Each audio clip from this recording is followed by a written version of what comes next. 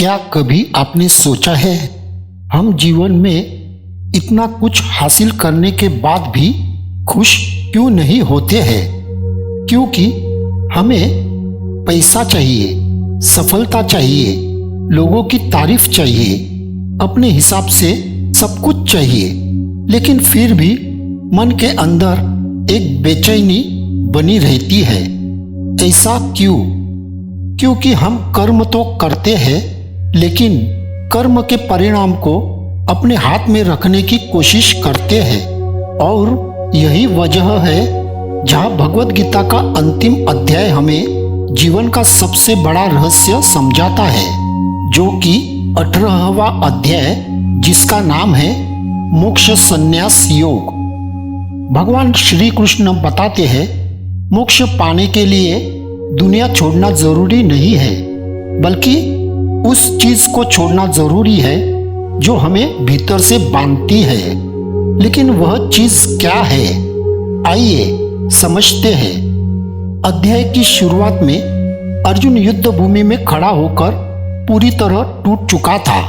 वह कह रहा था, मैं यह युद्ध नहीं कर सकता। लेकिन तभी श्री कृष्ण ने उसे युद्ध से भागना नहीं सिखाया। उन्होंने उनकी दृष्टि बदल दी और अब 18वां अध्याय में अर्जुन के मन में एक अंतिम प्रश्न आता है। वह भगवान श्री कृष्ण से पूछते हैं, हे कृष्ण, संन्यास क्या है और त्याग क्या है? क्या सब कुछ छोड़ देना ही संन्यास है? क्या परिवार छोड़ देना, नौकरी छोड़ देना, जिम्मेदारियां छोड़ देना यही संन्यास है? नहीं।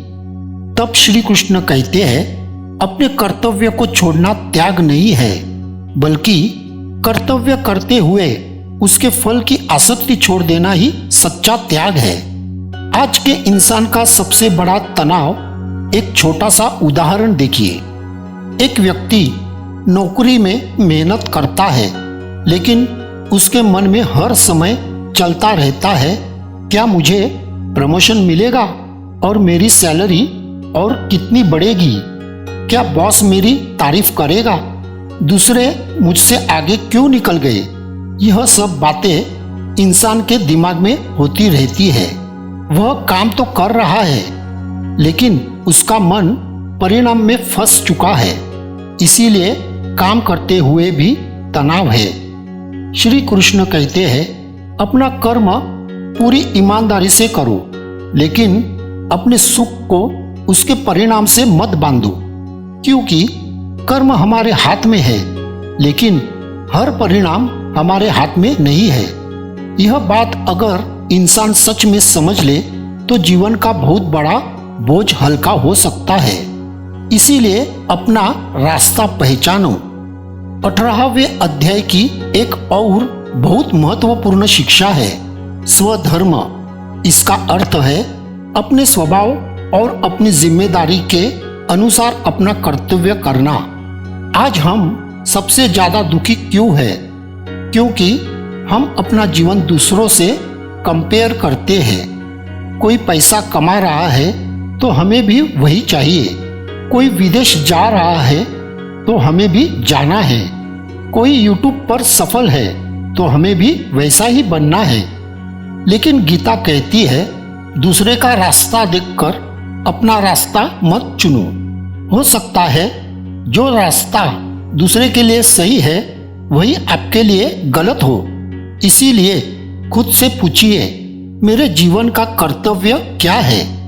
इंसान के लिए भगवान श्री कृष्ण हमें त्याग का सबसे गहरा अर्थ बताते हैं। त्याग का मतलब यह नहीं कि मैं कुछ नहीं करूंगा। त्याग का मतलब है कि मैं कर्म करूंगा, लेकिन अहंकार के साथ नहीं। अगर सफलता मिली तो सब कुछ मैंने ही किया, ऐसा नहीं। अगर असफलता आए तो मैं तो पूरी तरह खत्म हो गया, ऐसा भी नहीं। क्योंकि दोनों ही स्थिति में हमारा अहंकार परिणाम से जुड़ा हुआ है। सच्चा त्याग कहता है, मैं अपना सर्वश्रेष्ठ कर्म करूंगा और परिणाम परमात्मा पर छोड़ दूंगा। अब वापस कुरुक्षेत्र में आइए। वही अर्जुन जो कुछ समय पहले कह रहा था कि मैं युद्ध नहीं करूंगा, अब वही अर्जुन भगवान श्री कृष्ण की पूरी शिक्षा सुन चुका है। अर्जुन ने आत्मा को समझा, कर्म को समझा, भक्ति को समझा, ज्ञान को समझा और अपने कर्तव्य को समझा और अंत में उसका मोह समाप्त हो गया। अर्जुन कहता है, मेरा मोह नष्ट हो गया है, अब मुझे अपना कर्तव्य समझ में आ गया है। तो मित्रों, ध्यान दीजिए, भगवान श्री कृष्ण ने अर्जुन की समस्या खत्म नहीं की। युद्ध तो वही था, सामने वही लोग थे, परिस्थिति भी वही थी, लेकिन अर्जुन बदल चुका था। यही गीता का चमत्कार है। गीता हमेशा परिस्थिति बदलने का वादा नहीं करती, वह इंसान को परिस्थिति का सामना करने योग्य बनाती है। आज हमारे लिए गीता का संदेश यह है कि आज हमारा कुरुक्षेत्र कहाँ है। किसी का ऑफिस है, किसी का परिवार है, किसी का व्यापार, किसी का आर्थिक संघर्ष और किसी का उसका अपना मन। हर दिन हमारे सामने कोई न कोई निर्णय आता है। क्या सही है, क्या गलत है, क्या करना चाहिए, क्या छोड़ना चाहिए। ऐसे समय में गीता हमें कहती है, अपना कर्तव्य पहचानो, ईमानदारी से कर्म करो, परिणाम की चिंता में अपना वर्तमान मत खो, अहंकार को कम करो और सबसे महत्वपूर्ण परमात्मा पर विश्वास रखो। अगर पूरी भगवत गीता को केवल कुछ शब्दों में समझना हो तो इसकी शुरुआत होती है अर्जुन के विषाद से। फिर श्री कृष्ण उसे आत्मा का ज्ञान देते हैं, कर्म करना सिखाते हैं, ध्यान सिखाते हैं, भक्ति सिखाते हैं, प्रकृति के 3 गुण समझाते हैं, अपने भीतर के दैवी और आसुरी गुणों को पहचानना सिखाती है और अंत में उसे बताते हैं कि अपना कर्तव्य करो, लेकिन मोह और अहंकार के बिना। यही पूरी गीता का सार है। शायद आज आपको भी लगता होगा कि मेरी जिंदगी में इतनी परेशानियां क्यों है, लेकिन शायद सवाल यह नहीं है कि मेरी परेशानी कब खत्म होगी। सवाल यह है, इस परिस्थिति में मेरा कर्तव्य क्या है, क्योंकि आप हर परिस्थिति को नियंत्रित नहीं कर सकते।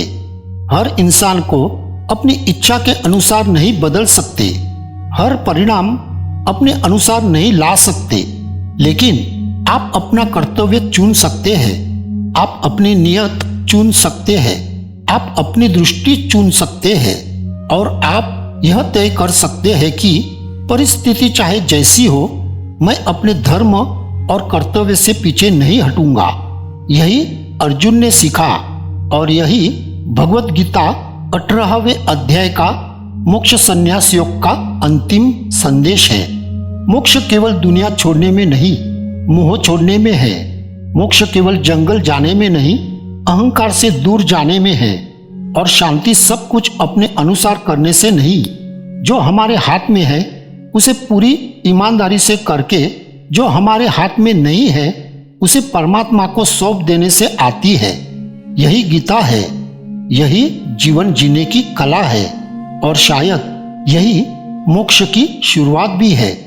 अगर यह अध्याय आपको पसंद आए तो वीडियो को लाइक और शेयर जरूर करिए और मेरे चैनल को सब्सक्राइब भी करिए।